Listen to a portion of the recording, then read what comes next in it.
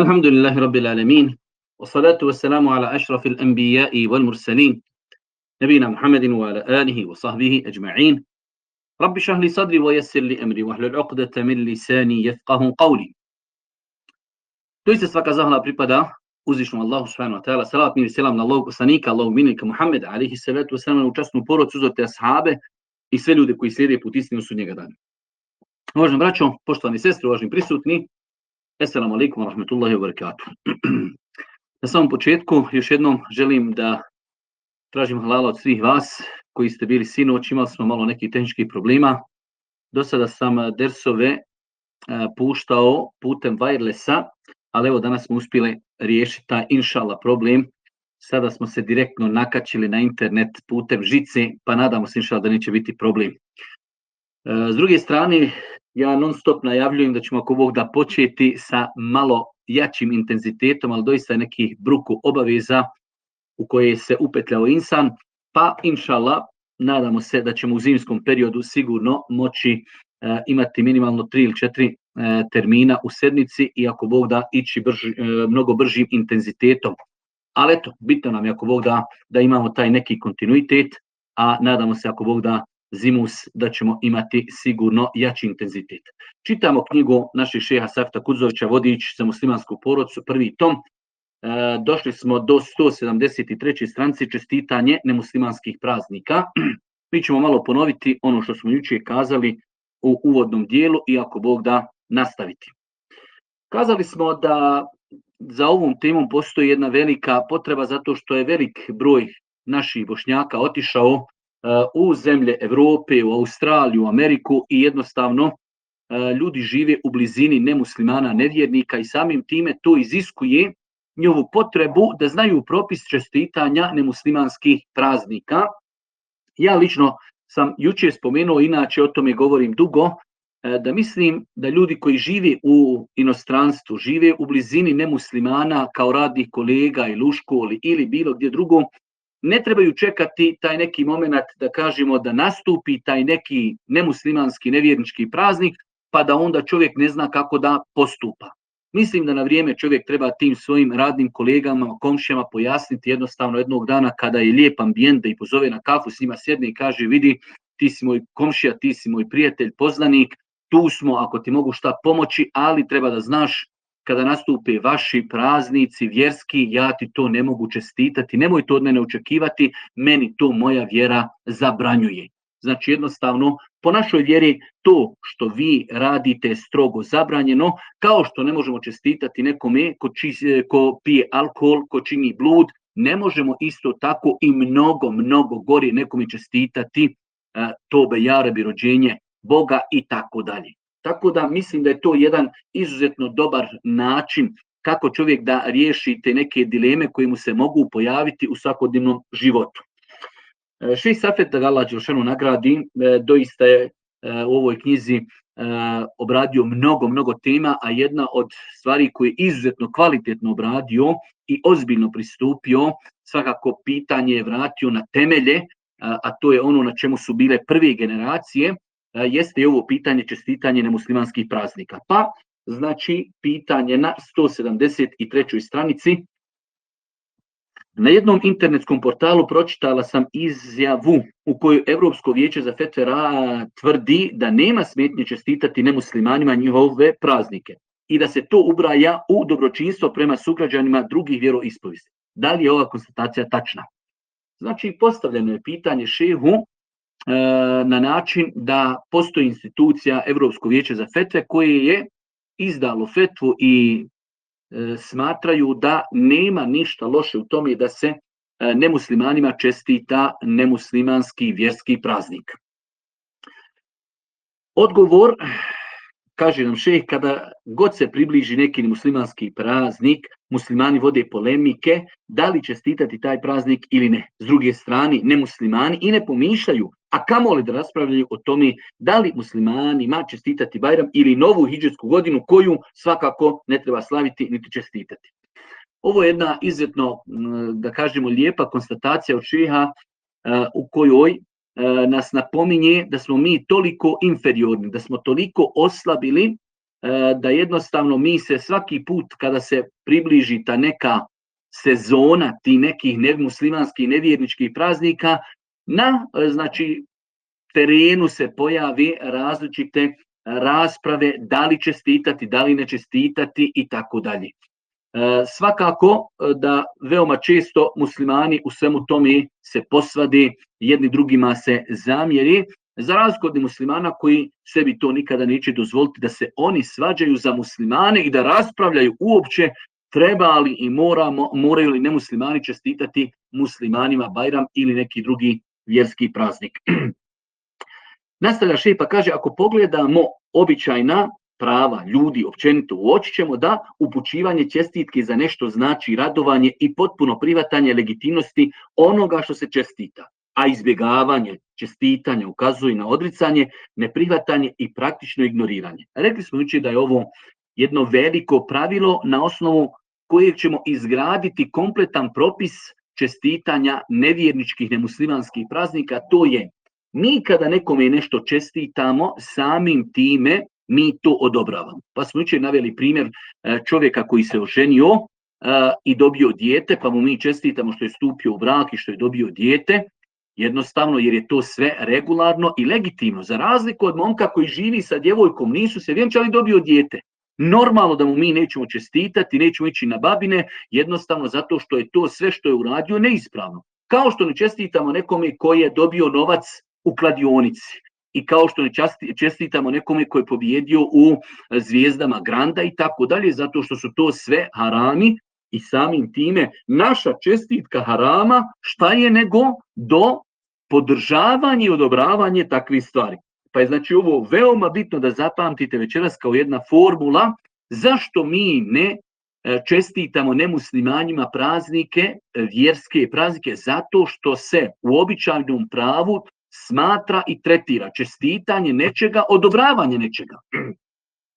Nakon toga šejh nam kaže, musliman je dužan poštovati sve ljude i prema njima se pravedno i humano odnositi, bez obzira na njihovu vjersku pripadnost. Međutim, to poštovanje i uvažavanje ne smije prijeći granicu, pa da musliman čestita ljudima ubjeđenja koja ruše temelje islama i monoteističkog učenja koje su promovirali svi Allahovi poslanici.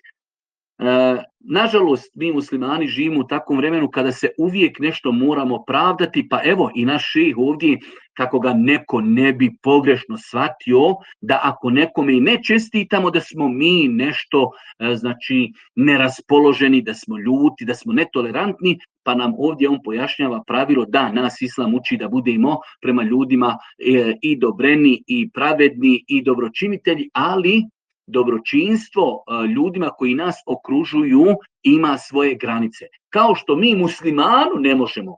Muslimanu ne možeš ako ideš u prodavnicu i kaže komšija, de mi kupi šteku cigara, ili kaže de molim te kupi mi 5 alkoholnih piva, ti kažeš ne mogu, izvini, zato što je to haram. Tako i ovdje, znači čestitati nemuslimanski praznik prelazi granicu dobročinstva komšijama u koje mi pozivamo. Činiti dobročinstvo i biti human je itekako pozitivna stvar koju islam propagira, ali i to dobročinstvo ima granice. Ne možemo mi ako nam komšija kaže evo kup mi litar viskija, dobro kupi zato što su to komšijski odnos. Ne, izvini komšija, treba ti kupiti vode, treba ti kupiti gaziranu vodu, kiselu, treba ti kupiti faks, u redu. To ću raditi. Ali kupiti alkohol, kupiti cigare, kupiti neki kupon tamo za kladionicu, ne. Sorry, izvini, meni moja vjera to zabranjuje, kako meni, tako da i tebe pomažem u tome. Pa nastavlja šejh, kaže, od svanuća islamske zori nije bilo poznato da muslimani s takvim žarom i tako hitro, kolektivno, individualno nastoje udovoljiti pripadnicima drugih religija, čestitajući im njihove vjerske, nacionalne i druge praznike. Kazali smo jučer i tu smo stali da se stvar već vraća na generalno stanje muslimana, ne muslimani gledano s aspekta dunjalučkog, tehnološkog, oni su u ovom momentu superiorni u odnosu muslimane, jednostavno muslimani su u takvoj poziciji da iz velikog broja muslimanskih, arapskih zemalja ljudi odlazi trbuhom za kruhom, žive kod nemuslimana i onda jednostavno vremenom ljudi imaju potrebu da se na neki način dodvori nemuslimanima da se na neki način uklope, da im pokažu da su lojalni i tako dalje, a jedna od metoda i načina jeste da čovjek čestita te nemuslimanske praznike. Nastavlja šejh i kaže komentirajući ajet وَالَّذِينَ لَا يَشْهَدُونَ الزُّورَ i oni koji ne prisustvuju laži i nevaljalštini. Znači ovo su oni poznati ajeti gdje Allah dželešanu govori o svojstvima robova milostivog. وَعِبَادُ الرَّحْمَنِ الَّذِينَ يَمْشُونَ فِي الْأَرْضِ هَوْنًا. Imamo znači kuranski ajet u kojem uzvišeni Allah tebareke ve taala opisuje robove milostivog. Između ostalog kaže وَالَّذِينَ لَا يَشْهَدُونَ الزُّورَ. I to su oni koji ne prisustvuju laži i nevaljalštini. Ibn Abbas, Ebu Alije, Ibn Sirin, Dahak, Rabija ibn Enes i neki drugi komentatori Kur'ana kazali su to se odnosi na mnogobožačke praznike. Znači, ovaj kuranski ajet je jedan od dokaza, tako su ga protumačili najveći komentatori mufesiri ummeta, da kada Allah dželešanu govori o robovima milostivog i spominje njihova pohvalna svojstva, spominje između ostalog da oni ne prisustvuju laži i nevaljalštini. A u komentaru šta je to laž i nevaljalština, evo vidjeli smo ko sve, Ibn Abbas, Ibn Sirin, Dahak, Rabija, Ibn Enes, kazalo su da se to misli da musliman ne treba da prisustvuje nemuslimanskim praznicima. Svaki dan najmanje po 17 puta musliman na namazima moli Ihdina siratal mustaqim, siratal ladhina an'amta alejhim, ghayril maghdubi alejhim waladdallin. Amin. Znači šejh nam ovdje spominje kuranski ajet Fatihe, musliman koji klanja 5 vakata namaza. 2 sabaha, 4 podne, 4 kindije, 3 akšama i 4 jacije, to je 17 rekiata minimalno. Musliman dnevno 17 puta kaže Gospodaru uputi nas na pravi put, na put onih kojima si blagodati podario, a ne na put, a ne onih na koji se srdžba izlila i koji su zalutali. Od Ibn Adija se prenosi da je poslanik rekao srdžba se izlila na Jevreje, a kršćani su zalutali. Znači, po tefsiru Božijeg poslanika, alejhi selatu vesselam, za ovaj ajet muslimani 17 puta dnevno kažu Gospodaru uputi nas na pravi put, a ne na put Židova i na put kršćana. Židova zato što se na njih srdžba Gospodara izlila, a ne na put kršćana koji su zalutali. Zar nakon ove veličanstvene dove čestitati vjerske praznike ljudima na koji se uzvišeni Allah zbog njihovih ubjeđenja rasrdio i u zabludi ih ostavio? Pitanje znači postavlja se, zar je moguće da čovjek 17 puta traži od Allah da ga uputi na pravi put i nakon toga onda praktično želi da čestita nemuslimanima njihove vjerske praznike koji su totalno, ali totalno u koliziji sa monoteizmom s kojim su došli svi poslanici, koji je totalno u koliziji sa osnovnim načelima naše vjere, a to je kul huvallahu ahad, reci on je jedan, nema Boga osim uzvišnog Allaha. Uzvišeni Allah subhanahu wa ta'ala u Kur'anu jasno kaže laqad kafara alladhina qalu inna Allaha thalithu thalatha, doista su nevjernici oni koji govore Allah je jedno od troje. Pa nam uzvišeni gospodar jasno kaže da su oni nevjernici zbog čega? Zbog toga što kažu da je Allah jedan od troje i onda neko želi da ljudima čestita djelo za koje gospodar uzvišeni Allah njima kaže da su zbog toga nevjernici. Subhanallah. La haule wala kuvvete illa billah. Ima li veći slabosti, većeg musibeta za ummet da uzvišeni Allah ummetu pojasni zašto je neko nevjernik? Pa kaže nevjernici su oni koji kažu Allah je jedan od troje. I onda nakon toga musliman hoće da čestita nevjerniku to da je Allah jedan od troje. Baš teška situacija.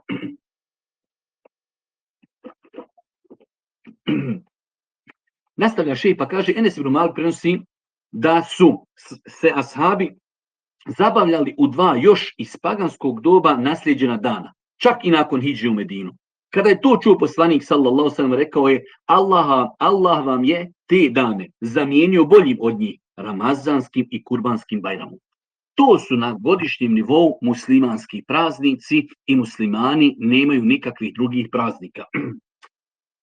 Pošaljite ovaj sljedeći hadis i dokazivanje njime je malo teško shvatiti, ali kada shvatimo vidjet ćemo koliko je bitno da se musliman u svakom pogledu razlikuje od nevjernika. Kaže se, neki se čovjek zavjetovao da će prinijeti žrtvu u Buvani, mjestu južno od Mekke. Znači čovjek je zavjet učinio, zaklaću devu Allahu Đelešanu, ali u mjestu Buvane. Tu se on zavjetovao, baš želi da u tom mjestu Buvani da žrtvuje Allahu subhanahu wa ta'ala određenu žrtvu.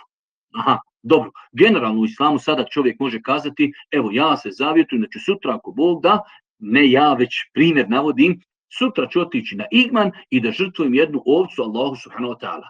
To je u islamu, da kažemo, legitiman postupak, žrtvovanje i zavjetovanje. Sad, kaže, kada je zato saznao poslanik sallallahu alejhi ve sellem, upitao je, da li se na tom mjestu nalazi kakav kip koji su pagani obožavali? Prvo pitanje, znači, dobro, ashab se zavjetovao da će žrtvovati određenu životinju u određenom mjestu gospodaru. Prvo pitanje, kaže poslanik, ima li tamo, nije Božji poslanik tamo bio, ima li tamo neki kip? Pa kada su mu rekli nema, aha, da je bio odgovor ima, ne idi tamo gdje oni robuju kipovima, makar ti Allahu žrtvovao žrtvu kako te neko ne bi poistovjetio sa tim, subhanallah. Prvo pitanje, ima li tamo neki kip kojim oni robuju? Pa su mu kazali, nema. Odgovorit je prisutni, pa je poslanik alejhi selam ponovo pitao, da li su na tom mjestu mnogobožci slavili kakav praznik? Aha, zašto poslanik pita? Da je odgovor bio pozitivan, jeste, tu ima njegov praznik, ne idi tamo žrtva, zašto? Jer će neko pomisliti da ti kao musliman slaviš i praktikuješ njihov praznik. Kada je dobio Božji poslanik odgovor, kada je on pitao, da li su na tom mjestu mnogobožci slavili kakav praznik, nisu, odgovorši, onda ispuni svoj zavjet. Božji poslanik je postavio čovjeku koji želio da prinese žrtvu uzvišenom Allahu, postavio mu dva pitanja. Jesu li mušrici Mekke imali tu neki kip? Nisu. A šta da je bio odgovor? Jesu. Pa svakako da bi odgovor bio, ne idi tamo kako te ljudi ne bi poistovjetili. Zašto pita u protivnom? Drugo pitanje, jesu li mušrici imali tu neki praznik kada bi se okupljali na to mjesto? Kaže nisu. Onda kaže Božji poslanik, eufi bi nezrik, idi, možeš ispuniti zato što ne postoji nikakva šerijatska prepreka. Ali ga je pitao, ima li tu neki praznik? Zašto? Ne trebaš ti muslimanu da žrtvuješ svoju žrtvu koja je Allahu na mjestu gdje će te neko vidjeti i pomislit će da ti žrtvuješ, odnosno da ti praznikuješ praznik kojeg obilježavaju mušrici. Kaže nam šejh Safet nakon toga, ovaj hadis jasno ukazuje na dokidanje paganskih običaja i nevjerničkih praznovanja. Ovaj hadis jasno ukazuje na dokidanje paganskih običaja i nevjerničkih praznovanja. Ibn Abbas prenosi da je poslanik rekao, ne pripada nama onaj ko postupa po običajima drugih. La haula wala quwwata illa billah. Lejse minna men amile bi sunneti gajrina. Tako hadis glasi na arapskom, ne pripada nama onaj ko postupa po običajima drugih. Ako je takav propis za običaj, šta mislite onda kakav je propis za one koji odobravaju nevjerničke, nemuslimanske praznike koji su u osnovi u koliziji sa temeljima monoteizma ove naše vjere. Omer ibn Khattab govorio je, ne ulazite u njihove bogomolje dok u njima praznuju, jer se tada na njih spušta Allahova srdžba. Alija ibn Abi Talib na Omerove riječi je dodavao da vas zajedno s njima ne bi zadesila Allahova srdžba. Znači, Omer kaže, ne idite, ne ulazite tada u njihove bogomolje kad oni praznikuju. Zašto? Kaže jer se tada na njih spušta Allahova srdžba. Ibn Omer prenosi da je poslanik rekao, ko ponaša neki narod, on mu i pripada. Men tešebbehe bi qaumin fehuwa minhum. I ovo je jedan veliki hadis, primjer jezgrovitosti govora Allahu poslanika, gdje Allahu poslanik u 4 riječi bukvalno postavio jedno apsolutno veliko pravilo. I vidjet ćemo poslije govor Ibn Qajima rahmetullahi alihi, da znači insan koji oponaša nevjernike u njihovim vjerskim praznicima, minimalno što je uradio, ali minimalno jeste veliki grijeh, a može se desiti jer Božji poslanik kaže ko ponaša neki narod, on mu i pripada u smislu počinio je kufr i postao je kao i oni. Nakon toga šejh nam Safe citira, šejhul Islam ibn Tejmije ibn Kajim tvrdi, prema jednoglasnom mišljenju učenjaka zabranjeno je veličati nemuslimanske praznike, pomagati ih u tome i prisustvovati takvom slavlju. Pazite, prema jednoglasnom stavu, znači šejhul Islam ibn Tejmije i ibn Kajim su živjeli u 8. stoljeću Islama, oni do tada kažu prema jednoglasnom stavu Islama, učenjaka Islama, zabranjeno je veličati nemuslimanske praznike, pomagati ih u tome i prisustvovati takvom slavlju. Šta je čestitanje osim pomaganje? Šta je osim da kažemo, odobravanje onoga u čemu se ljudi nalazi? Šejhul Islam ibn Tejmije rekao je, muslimanima nije dozvoljeno da oponašaju nemuslimane kada su u pitanju neislamski praznici. Bez obzira na to da li se radilo o pripremi hrani, odjevanju ili paljenju vatri. Tom prilikom nije im dozvoljeno da pravi gozbu, uručuju poklone, niti da prodaju ono čime bi ih pomogli u njihovim praznovanjima. Prije par dana mi se javlja jedna osoba, kaže živim na zapadu, pravim neke kolačiće, ali ti kolačići se prvenstveno prave i kupuju za njihove praznike. Evo odgovor. U Fetvama ibn Tejmije rahmetullahi alejhi odgovor, tom prilikom nije im dozvoljeno da pravi muslimani gozbu, uručuju poklone njima, niti da prodaju ono čime bi im pomogli u njihovom praznovanju. U principu, nemaju pravo na bilo koji način obilježiti njihov praznik, jer on za muslimane predstavlja običan dan kao bilo koji drugi dan. Poslušajte sada govor Ibnul Kajima. Imam Ibnul Kajim tvrdi, ako se onaj ko čestita nevjernicima njihove praznike uspije sačuvati nevjerstva, znači to je po Ibnul Kajimu temelj. Temelj je da oponašati nevjernike u njihovim vjerskim stvarima, čestitati im, odobravati, da je to kufr. To je temelj. Pa kaže, ako se onaj ko čestita nevjernicima njihove praznike uspije sačuvati nevjerstva, neće se uspjeti sačuvati očitog harama, jer takav čovjek sličan je onome kojim čestita njihovo klanjanje kipovima. Znači čovjek jednostavno kada čestita praznik odobrava ono u čemu se oni nalazi. To njegovo čestitanje kod Allaha je veći grijeh od konzumiranja alkohola, ubistva nevine osobe i nemorala.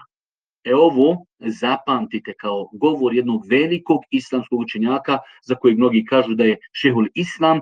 On tvrdi da čestitati nevjernički praznik u osnovi ide do granice kufra, ali ako čovjek se spasi kufra, onda je to veliki grijeh, ali kakav?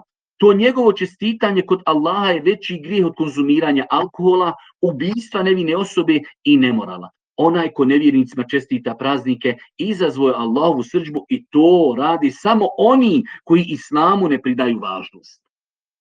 Subhanallah.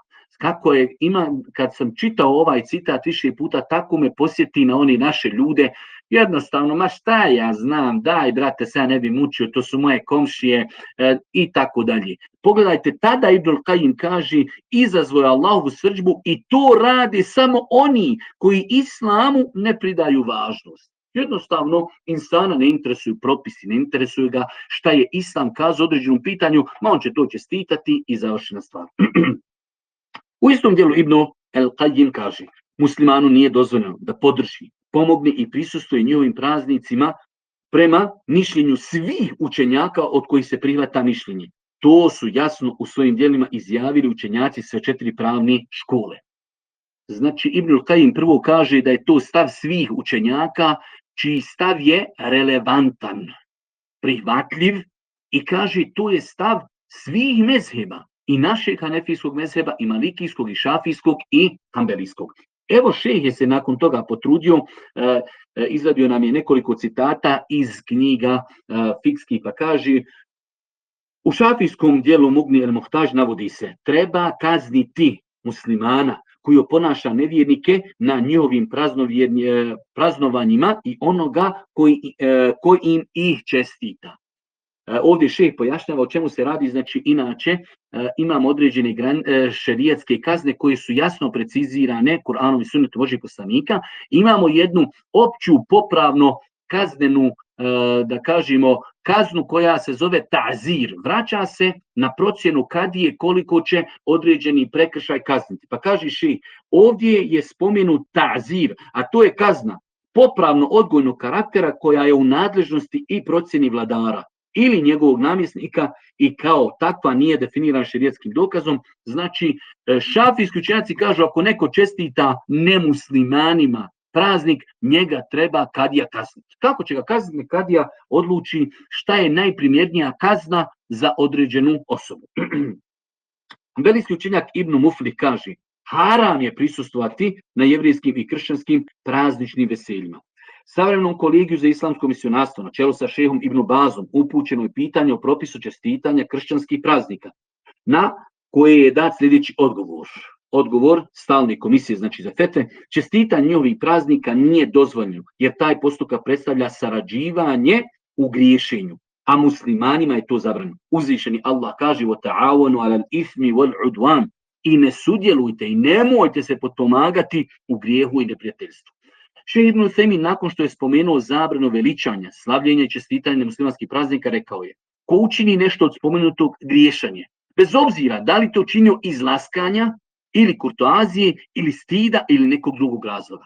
Ovdje imam osjećaj kao da šejh Safet citira govor učenjaka kao odgovor na ono što bi mi mogli da postavimo, a to je: a šta ako to neko uradi iz stida, iz kurtoazije, da bi se malo dodvorio laskanja? Pa kaže šejh Usejmin rahmetullahi alejhi, ko učini nešto od spomenutog, griješan je, bez obzira da li to učinio iz laskanja ili kurtoazije ili stida ili nekog drugog razloga. Nakon toga šejh nam je ovdje citirao fetvu šeha Feuzana ibn Džibrina, ponovo fetva od šeha Usejmina gdje kaže: prema konsenzusu učenjaka koji spominje Ibnul Kajim, zabranjeno je čestitanje njihovog Uskrsa ili nekog drugog vjerskog praznika.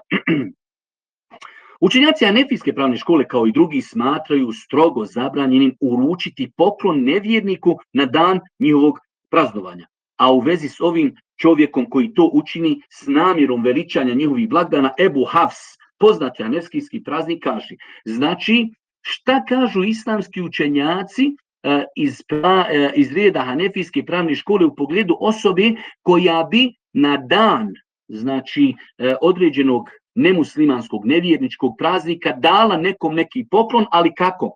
Kaže, s namjerom veličanja njihovih blagdana. Znači, čovjek daje poklon, ali želi da veliča time taj dan. Kaže Ebu Hafs: kada bi čovjek obožavao Allaha cijeli život, a potom poklonio nemuslimanu jaje na dan njihovog praznovanja, želijeći uveličati i obilježiti taj dan, počinio bi nevjerstvo i njegova bi djela bila poništena.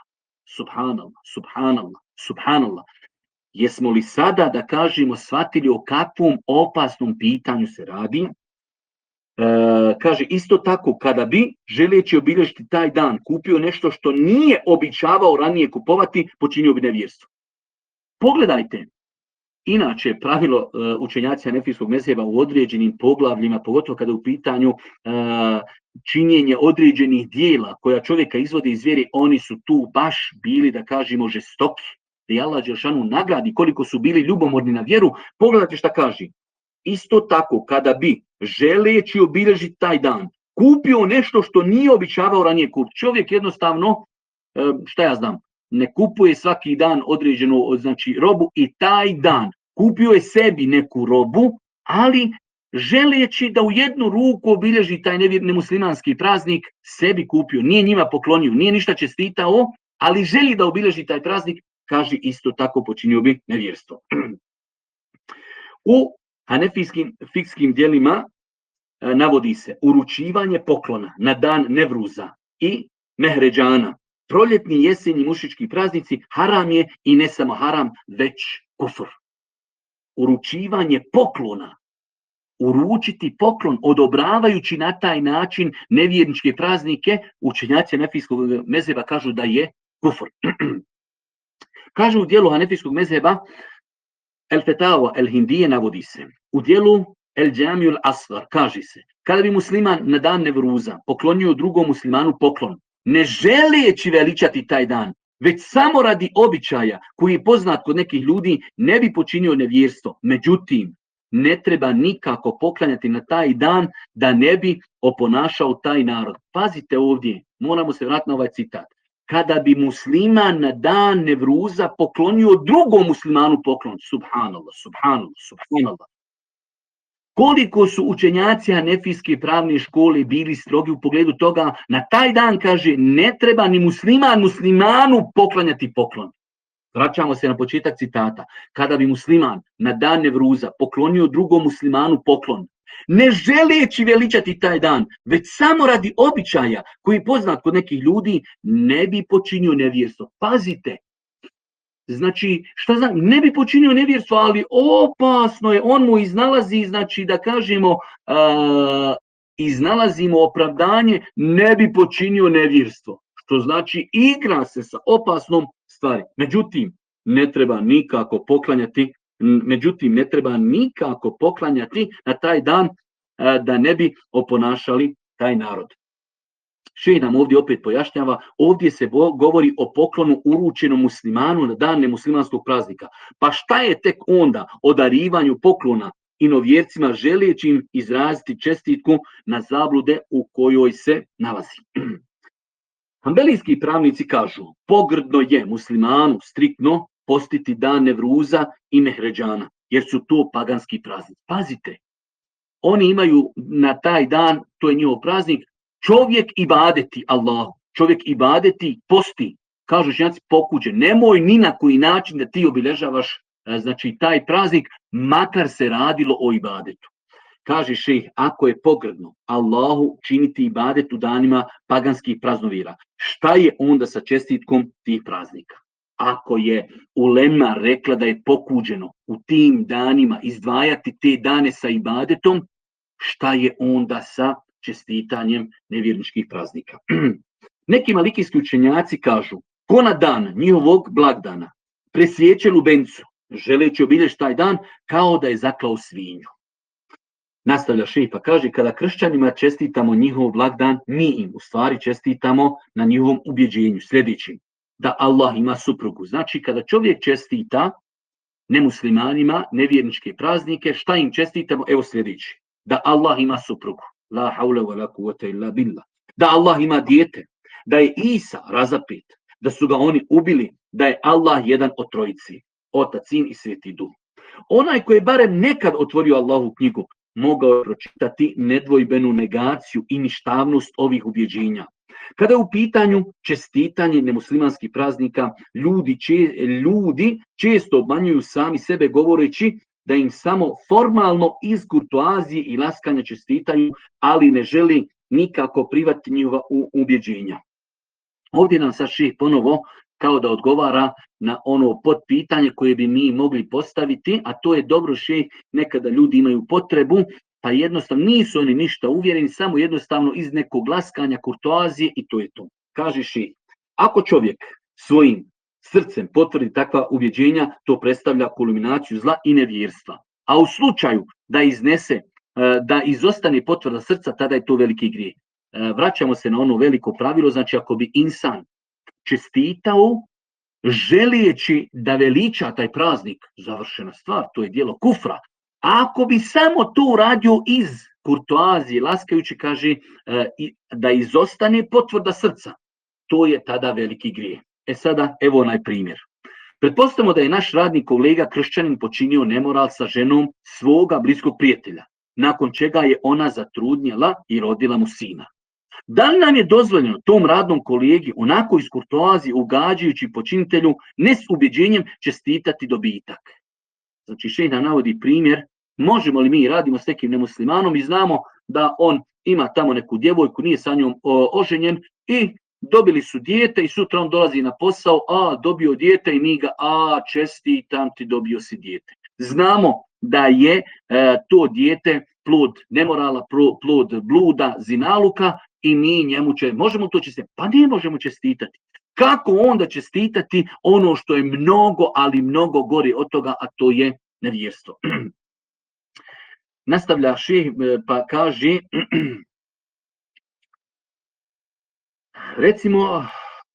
recimo da je spomenuti kolega u jednom od noćnih barova našao sebi ljubavnika s kojim provodi sobno vrijeme. Hoćemo li, laskajući radnom kolegi iz ljubaznosti i predsusretljivosti, čestitati uspostavu nove veze ili ćemo se pak zgražavati na njegovim postupcima? Isto pitanje, ista formula. Zar su ovi gnusni i nemoralni postupci prema šerijetskim mjerilima veći grijeh od izjava i ubjeđenja o nevjerničkim praznicima? Pitaši. Ako se jednostavno gledamo gnusno na te pojave da je neko dobio dijete iz nemorala, iz bluda, kako onda treba da gledamo na pojavu da neko pripisuje sudruga uzvišenom Allahu subhanahu wa ta'ala? Pa kaže šejh, naravno da nisu, jer pripisati uzvišenom Allahu druga ili dijete daleko je veći grijeh. Ova ovdje sada, ako imate pred sobom knjigu, slobodno možete to podvući flomasterom, ovo je sad jedan rezime. Dakle, veličanje i čestitanje muslimanskih praznika zabranjeno je prema konsenzusu islamskih učenjaka. I nije mi poznato da je neko od islamskih klasika kroz generacije dozvolio čestitanje njihovih praznika. Znači, evo šejh to tvrdi, a vi znate koliko je on precizan u datom momentu. Vidjeli smo na kraju krajeva da Ibnul Qayyim u 8. stoljeću islama kaže da je to konsenzus islamskih učenjaka, da nije dozvoljeno čestitati nemuslimanima njihove praznike. Sada šejh tek dolazi do onog momenta da spomene taj moment zato što mu je u pitanju rečeno vijeće za fetve, Evropsko vijeće za fetve dalo je odgovor. Sada se šejh na to osvrće. On je na kraju krajeva prvo na početku postavio nama temelje, dao nam smjernice, dao nam dokaze, dao nam govor učenjaka u pogledu toga. Sada da se osvrne i na taj moment. Pa kaže, razilaženje nastalo u savremenom dobu kada su neki učenjaci, povodeći se za općim argumentima, izveli zaključke i propise koji su bili skriveni najvećim ekspertima islamskih nauka u proteklih 14 stoljeća. Znači, došlo je do onog momenta o kojem sam ja govorio u uvodnoj riječi, a to je superiornost nemuslimana, inferiornost muslimana i jednostavno u datom momentu određeni učenjaci pokušali su ova pitanja podvesti pod pitanje dobročinstva prema ljudima koji nas okružuju, ali ovdje šejh opet kategorički kaže izveli su zaključke i propise koji su bili skriveni najvećim ekspertima islamskih nauka u proteklih 14 stoljeća. Inače, znači, pravilo uzmite sebi generalno u životu, ako se pojavi neki propis, neka pojava koju su zabranjivali učenjaci kroz historiju 1, 3, 4, 5, 6, 7 stoljeća i onda danas neko dođe i kaže to može, generalno, znači u osnovi takvi stavovi se odbijaju jednostavno, jer je nemoguće da je ummet stoljeće, 2, 3, 4, stotine i hiljade velikih učenjaka iz svih disciplina, fikha, hadisa, tefsira i mnogih drugih nauka, niko to nije nikada shvatio i onda dođe neko u 14. stoljeću hidžetskom i eto, on je nešto shvatio što nije nikada niko shvatio. Nemoguće. Kaže šejh, uz veliko poštovanje Evropskog vijeća za fetve i naučna istraživanja, kao i šeha Kardavija, Allah ga čuvao, koji su dozvolili čestitanje muslimanskih praznika, tu fetvu smatram pogrešnom i velikim promašajem. Znači, jasan odgovor, svakako to što mi kažemo da se ne slažemo s tom fetvom, to ne znači da te učenjake treba vrijeđati. I vijeće za fetve i sam šejh Kardavi smatramo da je to bio njihov ičtihad. Allah poslanik alejhi selatu vesselam je kazao, kada se mučtehid, hakim potrudi da da odgovor, ako promaši i pogriješen će imati nagradu zato što se potrudio iskreno radi Allah, a ako pogodi imat će 2 nagrade, što se potrudio i što je potrafio. Tako da ne smijemo sebi dozvoliti, ne daj Bože, da naše učenjake vrijeđamo zbog toga, ali naučno, lijepo, kulturno odgovoriti, to i ne samo da treba, to je obaveza. Znači, respektujemo, poštujemo, uvažavamo, ne daj Bože da na bilo koji način uvrijedimo bilo kojeg učenjaka i šeha koji je u vijeću, Evropskom vijeću za fetve, ali vidite kako ovdje šejh, znači, sa edebom, kulturno, ali jasno i decizno kaže, smatram da je ta fetva pogrešna i da je veliki promašaj. Ova kritika nije produkt proizvoljnog zaključka i shvatanja islama, već je utemeljena na konsenzusu islamskih učenjaka iz različitih pravnih škola kroz istoriju islama, a djelovanje a dijelove njihovih izjava prijedlozno smo citirali, a također ovo je stav mnogih savremenih učenjaka današnjice kao što je Ibn Baz, Albani, Uthejmin, Fauzan, Budejan, Bekr Ebu Zeid, Ibn Džibrina i mnogih drugih. Znači, šejh jednostavno želi da se, da kažemo, osvrne šta je to glavni razlog zašto smatramo ovu fetvu neispravnom, zato što je konsenzus islamskih učenjaka na tome da je to neispravan i zabranjen postupak. Nakon toga šejh još ima neke osvrte pa kaže: voljeli bismo da je Evropsko vijeće citiralo mišljenje barem jednog učenjaka iz prvih 8 stoljeća islama koji je dozvolio čestitanje nemuslimanskih praznika. Dobro, ako je neko nešto dozvolio, daj da se na nešto pozovemo, daj da makar imamo neki stav nekog učenjaka, nekog mučtehida i tako dalje. Je li moguće da je umet prošao kroz 8 stoljeća, prodefilovalo stotine i hiljade učenjaka od istoka do zapada islamskog svijeta i da nikada niko to u 8 stoljeća nije dozvolio? Pa kaže, voljeli bismo da je Evropsko vijeće citiralo mišljenje barem jednog učenjaka iz prvih 8 stoljeća islama koji je dozvolio čestitanje nemuslimanskih praznika. Koga je preče slijediti? Sve islamske učenjake do našeg vremena ili barem u prvih 8 stoljeća koji su kategorički zabranili ovaj čin ili pak nekoliko savremenih učenjaka koji su zauzeli suprotno mišljenje.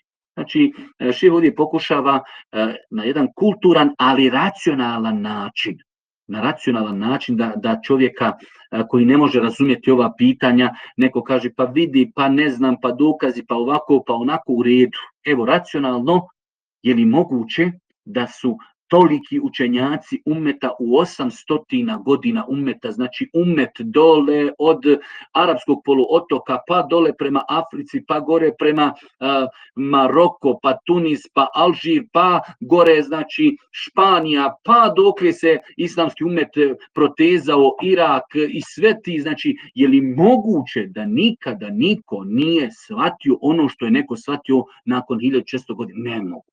Racionalno, znači sada kada ne bi gledali s aspekta dokaza, je li moguće da imamo sada par učenjaka koji su shvatili nešto što nije nikada niko drugi shvatio? Nemoguće. Kaže šejh, pitanje čestitanja muslimanskih praznika davno je riješeno i ne postoji situacija koja može promijeniti ovaj propis, osim ako musliman čestita nevjernički praznik pod prisilom.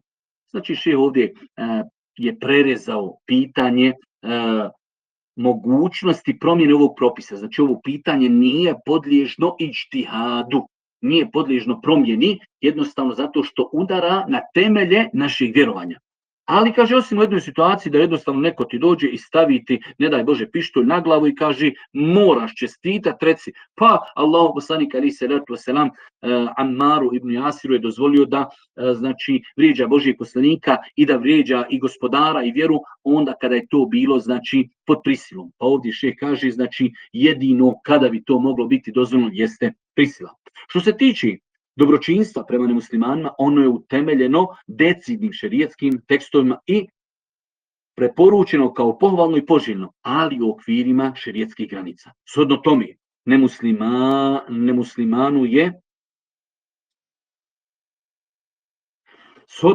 nemuslimanu je dozvoljeno čestitati na dobitku novorođenčeta, kupovini kuće, auta, položenom ispitu i slično tome. Međutim, prema jednoglasnom mišljenju učenjaka, čestitanje njihovih vjerskih praznika ne ulazi u sastavni dio dobročinstva prema njima.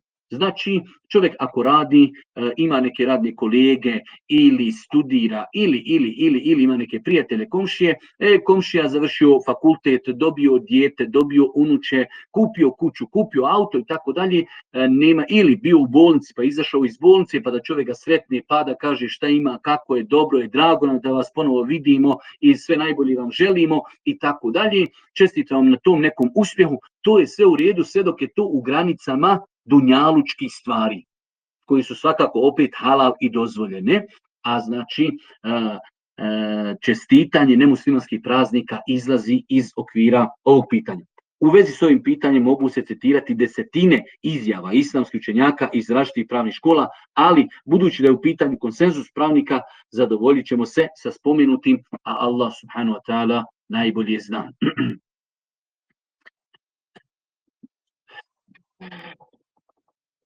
Ovdje završit ćemo još ovu drugu fetu, možda malo u skraćenoj verziji, pa ako Bog da, pošto noća smo samo malo prohobavali internet, pa ćemo sutra ako Bog da nastaviti najvjerojatnije sa poglavljem primanja Islama i tamo se nalazimo u Rabiul Evvelu, pa da malo nakon tog poglavlja nam dolazi i poglavlje Mevluda. Ko da smo tempirali vrijeme, a nismo. Drugo pitanje u ovom poglavlju postavljeno šehu kaže se pitanje na 180. stranici, da li je nevjernik onaj ko čestita nemuslimanske vjerske praznike? Mi već odgovor otprilike možemo shvatiti iz onoga što smo čuli prethodno, ali evo da vidimo kako je šejh odgovorio na ovo precizno postavljeno pitanje, da li je nevjernik onaj ko čestita nemuslimanske vjerske praznike? Pazite, nekada se iza ovakvih pitanja kriju osobe koje žele da u govoru određenog daje nađu, da kažemo, možda ne daj Bože i neki dokazi da to možda i zloupotrebi. Šta se može desiti? Može se desiti da određena osoba izađe u javnost zbog njemu poznatih razloga, čestita nemuslimanima neki praznik. I sada ako bi, da kažemo, neko nasio na ovakva pitanja i odjednom prerezao nekako propis i onda bi evo šta daje kažu o tom čovjeku i tako dalje. Pa znači prilikom odgovora na ovakva pitanja veoma je bitno da čovjek bude pažljiv i da razumije šta se cilja takvim pitanjem. Kažeš ih odgovor. Muslimanu je zabranjeno da čestita na muslimanske praznike i da prisustvuje na proslavama tih praznika, jer to predstavlja veliki grijeh. Znači ovo je onaj temelj da musliman i kada bi čestitao, on čestita u momentu laskanja, u momentu smatrajući da je to neki vid dobročinstva, a ne da odobrava i da je srcem prihvatio ono što se, da kažemo, obilježava u tom prazniku. I samim time to jeste veliki grijeh. Ponavljam, muslimanu je zabranjeno da čestita na muslimanske praznike i da prisustvuje na proslavama tih praznika, jer to predstavlja veliki grijeh. Međutim, ako neki musliman nevjerničke praznike čestita i prisustvuje na njihovom proslavama jer osjeća ljubav prema tim praznicima ili priznaje njihovu legitimnost, to nije uvijek jednostavno utvrditi, tada je počinio nevjerstvo. Jer se tim postupkom negira jasni kuranski ajeti i temeljna islamska načela. Pogledajte ovdje ovaj moment. Šejh je ciljano postavio ovdje klauzulu. Kaže, međutim, ako neki musliman nevjerničke praznike čestita i prisustvuje na njihovim proslavama, jer osjeća ljubav prema tim praznicima ili priznaje njihovu legitimnost, što nije uvijek jednostavno utvrditi. Ne možemo mi lako utvrditi da li je neko otišao da prisustvuje nekom nevjerničkom prazniku ili ne iz uvjerenja, ili on to možda prezire.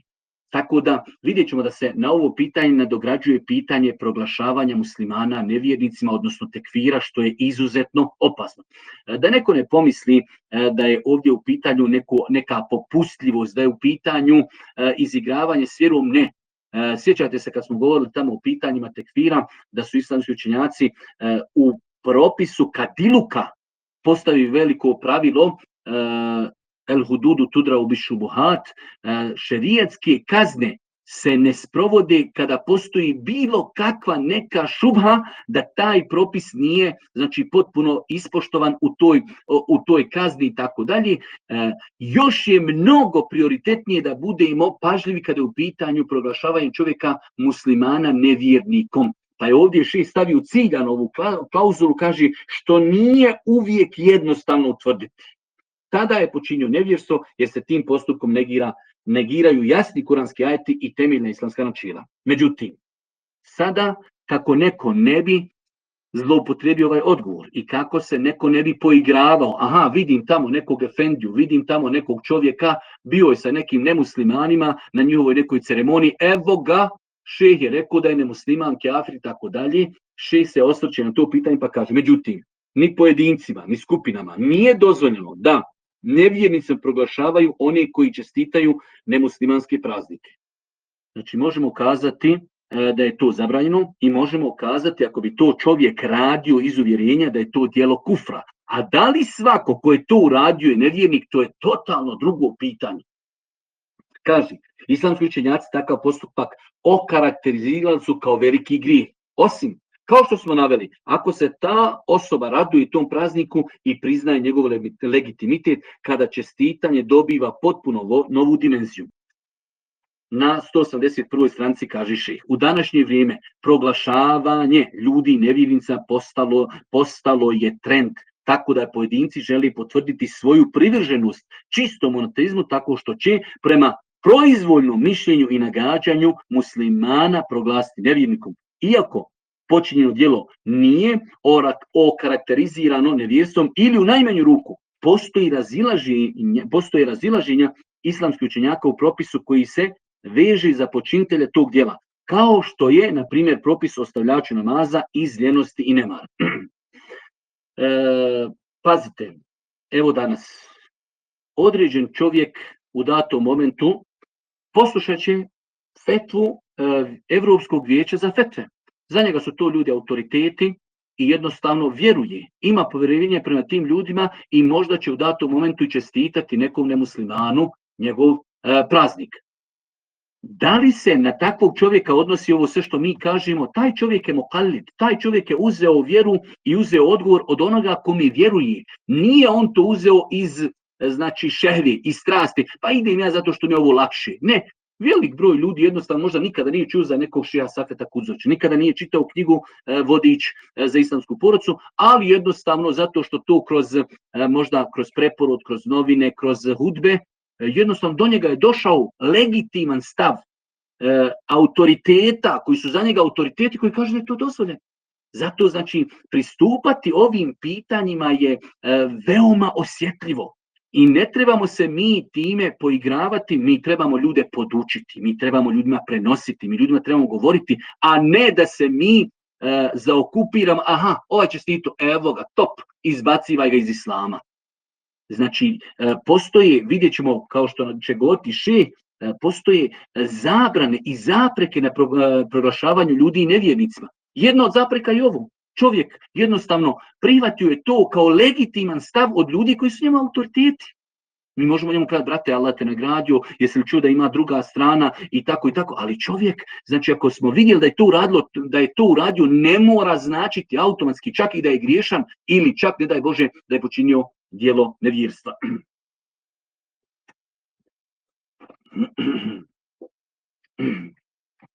Nastavlja šejh, dotakao se ovdje ovog momenta ostavljanja namaza. 3 pravne škole su smatrale da ostavljanje namaza nije djelo koje izvodi iz vjere. Danas imate određene pojedince, definitivno, oni su to prihvatili kao konsenzus učenjaka da onaj ko ostavi namaz je kafir. 3 mezheba, nije mala stvar, to je džumhur. Čak u jednom rivajetu imam Ahmed, ne kompletna hanbelijska škola, u jednom rivajetu imam Ahmed smatra da čovjek koji ostavi namaz nije nemusliman. Moraju se te činjenice uvažiti prilikom tretiranja ovih pitanja. Pa kaže šejh Safet, ostavljanje namaza prema mišljenju pojedinaca propis je u pogledu kojeg se ne može diskutirati, niti se može prihvatiti razilaženje. Iako većina islamskih učenjaka iz priznatih pravnih škola takvu osobu ne izvodi iz okvira islama. Ne smijemo dozvoliti sebi da pod emocijama djelujemo i ne daj Bože ljude proglašavamo nevjernicima. Moramo uvažiti činjenično stanje. Čovjek kaže, ja sam hanefijskog mezhebu. U hanefijskom mezhebu onaj ko ostavlja namaz ne smatra se nevjernikom. Mi možemo reći, dobro, ja sam učio za sebe, dobro, taj se propis odnosi i za mene, ali ne mogu ja taj propis nametnuti drugim ljudima. Oni imaju drugačiji stav, drugačije naučen. Zatim, određena osoba može počiniti djelo nevjerstva, ali se zbog zapreke neće proglasiti otpadnikom od islama. Ovo je ono o čemu smo govorili, ne mora značiti da svako uradi djelo nevjerstva. I kada bi rekli da je to djelo nevjerstva, ne mora značiti da svaka jedinka koja je uradila djelo nevjerstva da je ona automatski nevjernik. Nažalost, velik broj ljudi iz ove naše, da kažemo, ekipe braće sa bradama i sestara ne razumije ovo pitanje.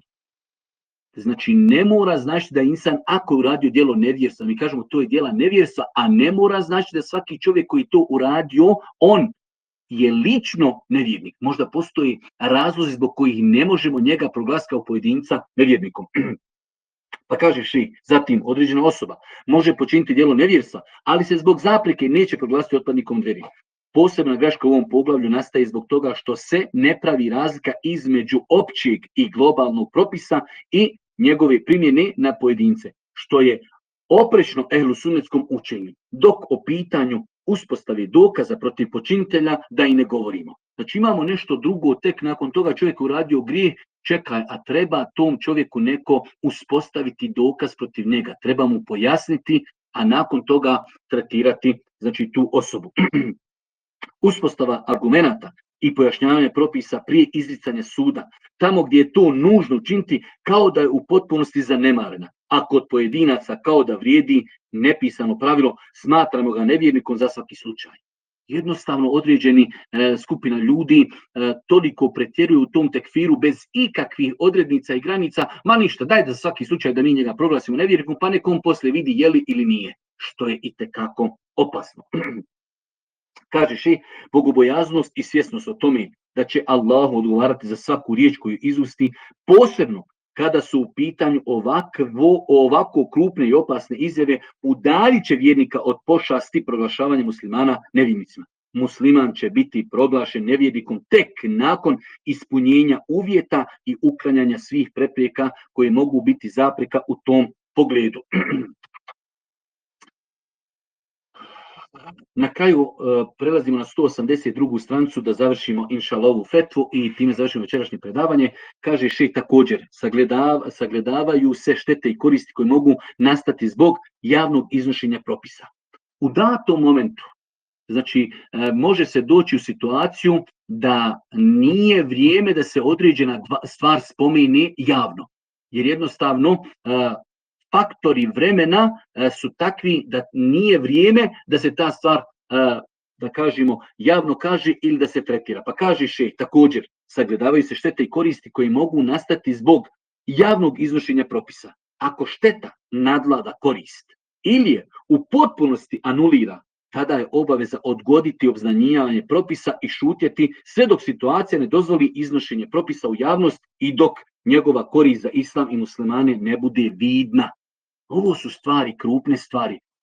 Ambijent, velik broj naših braći i sestara živi u zemljama gdje su muslimani manjina, žive u državama gdje jednostavno postoje zakoni, postoje pravila, određene propise islama ne mogu kazati, ne mogu ispoljiti, možda će se tretirati na drugačiji način i tako dalje. Zato, znači, ova stvar je itekako bitna u kontekstu opet ove neke naše omladine koja je zapaljena.